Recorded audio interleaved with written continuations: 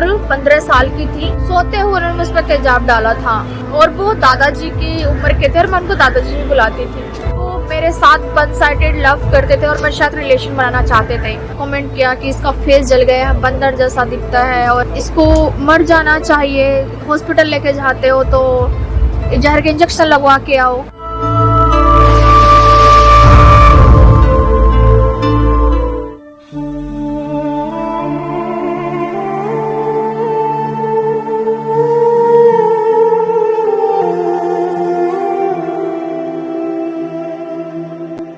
मेरा नाम अंशु राजपूत है और मैं बिजनौर से बिलोंग करती हूँ। तेजाब जैसी घटना के बारे में ना ही कभी देखा था, ना ही कभी पढ़ा था, ना ही कभी सुना था। वो मेरे पड़ोसी ही थे और मैं 10th क्लास की स्टूडेंट थी और जब मैं साइकिल से स्कूल जाती थी तो वो जो दादाजी थे वो मेरा काफी टाइम से पीछा कर रहे थे और काफी टाइम तक उन्होंने मेरा पीछा किया। मैंने कभी ऐसा सोचा नहीं कि वो मेरा पीछा कर रहे हैं और अटैक करने का रीजन ये था कि वो मेरे साथ वन साइडेड लव करते थे और मेरे साथ रिलेशन बनाना चाहते थे।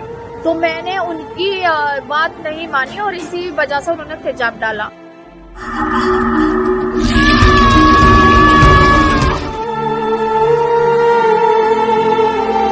उसने मुझे एक बात बोली थी कि तू मेरी नहीं हुई तो मैं किसी और की भी नहीं होने दूंगा। 13 साल की उम्र में मतलब इंसान क्या ही समझ पाता है कि क्या प्यार होता है, क्या ही मतलब ये रिलेशनशिप होता है और मैं भी नहीं समझती थी।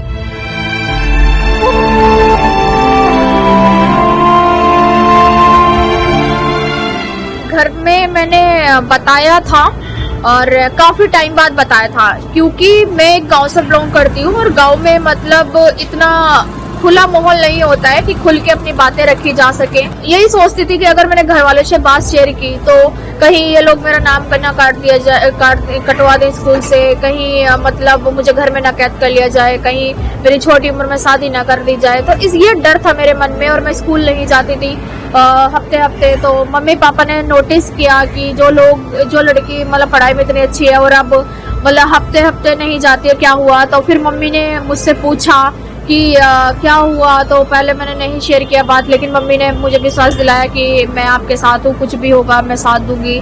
तो फिर मैंने डरते डरते मम्मी से बात शेयर की। तो फिर मम्मी पापा ने उनके घर वालों से जाके बात किया। घर वालों को पता चला, घर वालों ने मतलब एक्सेप्ट नहीं किया कि हाँ मेरे हस्बैंड ने या मेरे पापा ने ऐसा किया होगा।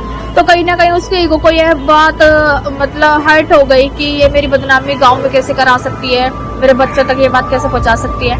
तो उनके ईगो को हर्ट हुआ और उन्होंने मेरे ऊपर एक हफ्ते बाद ही तेजाब डाल दिया।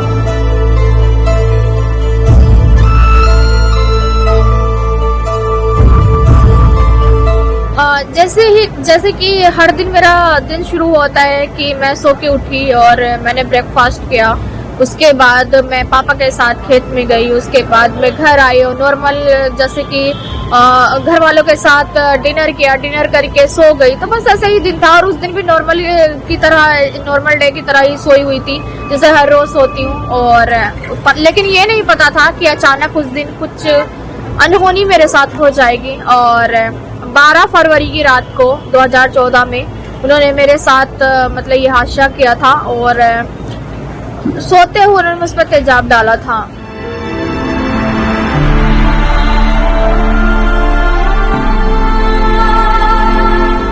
क्योंकि वो मेरे पड़ोसी ही थे और मेरा और उनका एक ही दीवार था, तो ऑब्वियसली उनको पता ही है कि हम लोग क्या कर रहे हैं, हमको उनका पता होता कि वो लोग क्या करते हैं। तो हम लोग मतलब जिस चारपाई पे मैं हर रोज सोती थी उसी चारपाई पे मैं सोई हुई थी और उन्होंने मतलब दीवार कूद के आए और दीवार कूद के उन्होंने मेरे ऊपर तेजाब डाल दिया। तेजाब डालने के बाद सभी गांव वाले इकट्ठा हो गए थे और फिर उसके बाद काफी देर बाद मुझे हॉस्पिटल ले जाया गया और फिर मुझे पुलिस स्टेशन ले जाया गया और मेरी FIR दर्ज कराई और उसके बाद उनके ऊपर कार्रवाई हुई।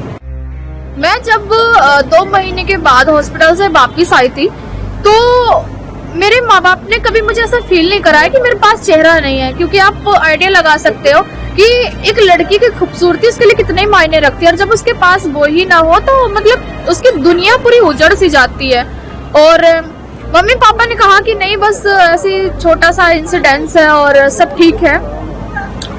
लेकिन उसके बाद मोहल्ले वाले आते थे और मोहल्ले वालों ने मतलब कमेंट किया कि इसका फेस जल गया है, बंदर जैसा दिखता है और मतलब इसको मर जाना चाहिए, हॉस्पिटल लेके जाते हो तो जहर के इंजेक्शन लगवा के आओ।